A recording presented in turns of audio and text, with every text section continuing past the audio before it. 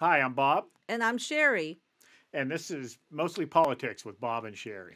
And today we're interviewing Mr. Jeremy Shaffer, who is the candidate for U.S. Congress of District 17 in Pennsylvania. This is a dangerous world.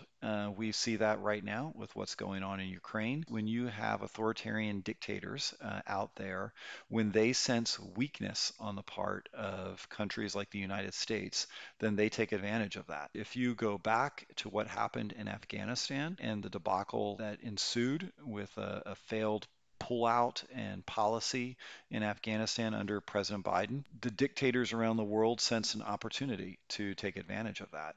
And I think what we're seeing right now in Ukraine is that Vladimir Putin took advantage of what he thought was the weakness in the United States and in the Western allies. And many individuals in Ukraine are paying the price for that right now. And we are paying the price for that in a variety of ways as well. Pennsylvania sits on the Saudi Arabia of natural gas. And the federal government, has been doing, especially under the Biden administration, all it can to prevent the development of the energy resources in the United States. And so what that means is that now we are beholden to countries that are not our friends, such as Russia and Venezuela and Iran. And it's pretty sad when we have our diplomats having to go to Venezuela and Iran and try to beg them to produce more oil when we have all the natural resources that we need right here under our feet. So really the federal government needs to get out of the way and stop discouraging production in the United States and encouraging it in areas in which they just take our money and use it against us. It does break my heart when I see, and we have many friends who have children that are going to schools in which their children are not living up to the potential they could be. And I believe strongly that we should empower parents to be able to make the best decisions for their children so their children can thrive. And I think that as a country, that's something that will behoove us, that will benefit this country the best. So we absolutely need to get control of our border. I mean, the we need to be able to control who comes into this country, and that's like a fundamental definition of what it means to be a nation, is to be able to defend your borders. I want to also state that many people have come to this country legally. Sherry, I've heard your amazing story, and all of us have stories of our relatives past that have been able to come to this country and flow through uh, the legal immigration process. Legal immigrants offer an amazing wealth of talents and abilities to help make this country better and have done that throughout the history of this country.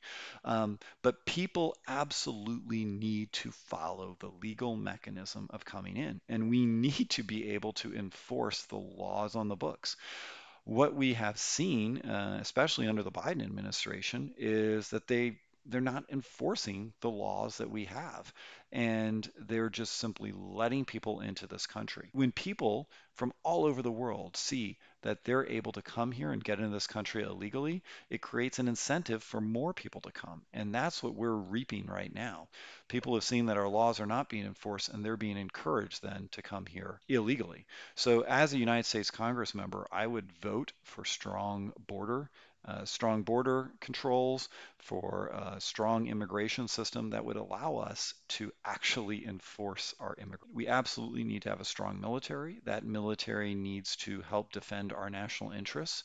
But we also need to be careful not to involve ourselves in conflicts all over the world. We are not the world's policemen, but we need to work with our allies all over the world to help advance the cause of freedom throughout the world. So we need a well-funded military that's able to defend our national interests and protect us. And that we increasingly need to realize that some of the dangers of the future are not necessarily the same dangers of the past. So we've seen already that significant there's been significant cyber attacks. There's been cyber attacks from foreign entities that have shut down pipelines in the United States, if you recall that have attacked individual U.S. companies. So we need to protect ourselves in cyberspace. We need to protect ourselves in outer space, and we need to protect ourselves here on the physical land and sea. When I look at my children, I always tell them that you have to stand up for what's right and you have to do what's right. And this is one way that I can be an example of what I say. I am deeply concerned about the direction of our country. I see the freedoms and opportunities that I had growing up uh, eroding and being chipped away right in front of us. And so I want to stand up, be a voice for policies and for programs that will protect those freedoms and opportunities for the current generation, for the next generation, and continue to make this country the best country in the world. I think when we look at a purpose of why are we here in this world, how can we make a difference? I view my faith as really calling me to serve other people and calling me to try to serve, to make this community, make this state, make this country, make this world a better place than what I found it in. And so really my faith drives me to have a servant's heart, to try to serve other people and to reach out to those people who need help, who need a hand. One of my big issues is term limits, and a balanced budget amendment. I will work with Republicans and Democrats to fight for a term limit constitutional amendment to help clean up DC, because there's people in both parties that really have spent too much time in DC.